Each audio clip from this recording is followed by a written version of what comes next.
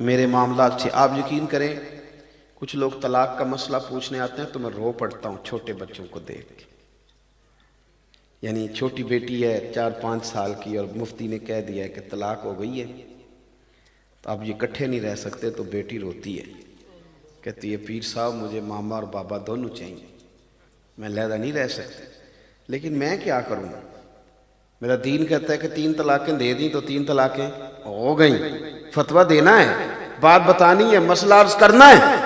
لیکن تکلیف اس بات کی ہے کہ لوگوں کا علم سے رشتہ ہوتا تو شادی سے 15 دن پہلے شیروانی کے لیے گئے تھے اور شادی سے 1.5 ماہ پہلے فرنیچر کے لیے گئے تھے اور کتنے کتنے دن شہروں میں جا کے ضائع کیے تھے. اللہ کرے کوئی 1 گھنٹہ نکال کے کسی عالم کے پاس بیٹھتے, اس سے نکاح طلاق کے مسئلے پوچھتے کہ صاحب کیا کرنا ہے, کدھر جانا ہے.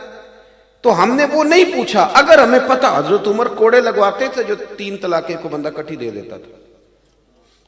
فرماتے تھے قابل تعزیر جرم ہے, لیکن طلاق بہرحال نافذ ہو جائے گی. 3 طلاقیں دے دی تو 3.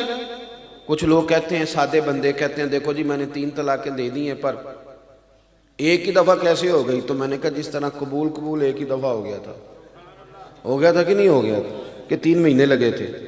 وہ 3 دفعہ اکٹھا ہو جاتا ہے تو طلاق بھی 3 دفعہ اکٹھی. کچھ اور بڑے بھولے ہیں, وہ کہتے ہیں میری بیوی سامنے نہیں تھی. تو میں نے کہا وہ تو نکاح کے ٹائم بھی کوئی نہیں تھی سامنے, اس نے وصول نہیں کی, تو یہ نکاح کا رجسٹری کا پتر اس نے وصول کیا تھا. ایسی بھولی باتیں کرتے ہیں عوام. تو عزیز اگر علم ہو, پتہ ہو, گھر نہیں ٹوٹتے. اگر آپ کو, علامہ اقبال کہتے ہیں کہ جب میں لندن میں وکالت کرتا تھا تو ایک نوجوان نے پہلے مجھے وکیل بنا کر کے اس نے نکاح کیا, پھر کچھ عرصے کے بعد بیوی سے اختلاف ہو گیا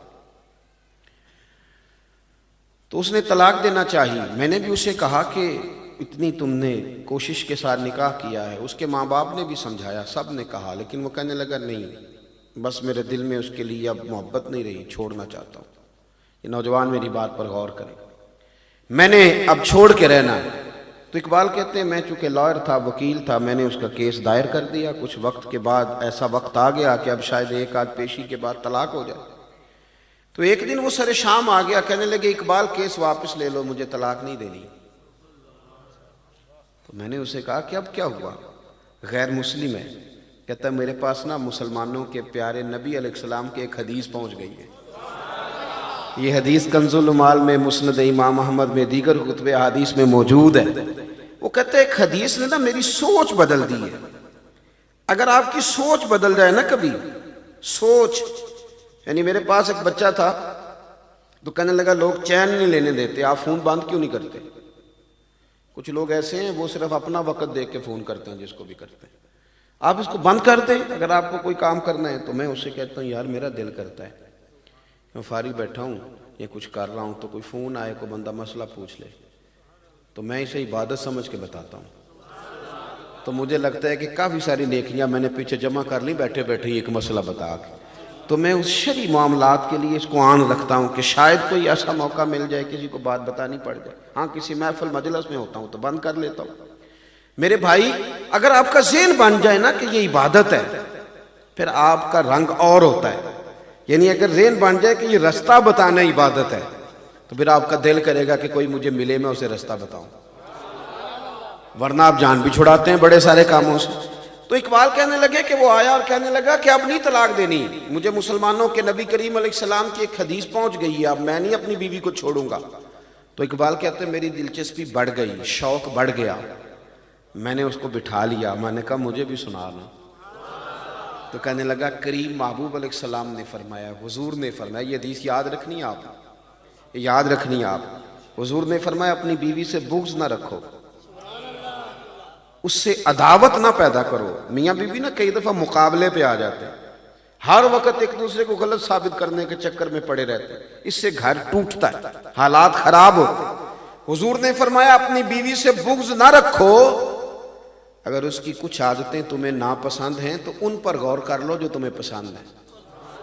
جو اس کی عادت اچھی ہے اس پر غور کر لو, لیکن بغض پیدا نہ کرو. وہ کہتا ہے میں نے کل یہ حدیث مجھ تک پہنچی, میں نے پڑھی تو میرا تو بالکل نا زاویہ نگاہ ہی بدل گیا, سوچ ہی تبدیل ہو گئی. گویا میں ادھر جا رہا تھا حضور کے فرمان نے مجھے اس رستے پہ ڈال دیا ہے۔ کہا معنی کیا ہے؟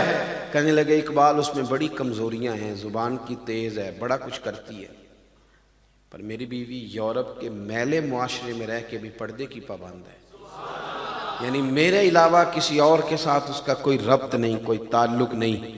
تو میں نے سوچا ہے کہ یہ جو حضور کا فرمان ہے یہ میرے لیے ہے۔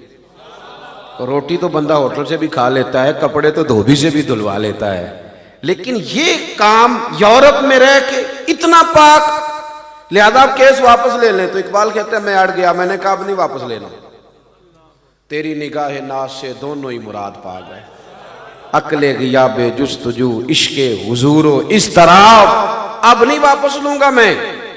وہ کہتے کیوں، آپ کیوں نہیں لے گئے؟ تو کہنے لگے پہلے اس محبوب کا کلمہ پڑھ جنہوں نے تیرا گھر بچایا ہے۔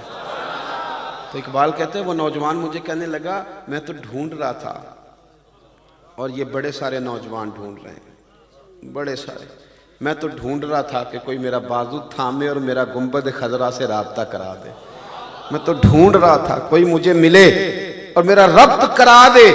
تو ٹھیک ہے آپ مجھے مل گئے تو میری خوش قسمتی، پڑھائیے کلمہ میں ابھی مدینے والے کا غلام بن جاتا ہوں۔ جب آپ کو علم، آپ یقین کریں صرف شعروں پہ وجد نہیں ہوتا، حدیثوں پہ بھی ہوتا ہے۔ اللہ کرے کبھی آپ کو چسکا لگ جائے گا، کبھی چسکا، کبھی حضور کے فرمان پہ جھومنے کا چسکا لگ جائے، اوئے ہوئے ایک حدیث پڑھ لیں سارا دن طبیعت شاش بشاش رہتی ہے، مزہ ہی رہتا ہے، مزہ ہی یعنی لطف ہی رہتا ہے اور کمال ہو جاتا ہے۔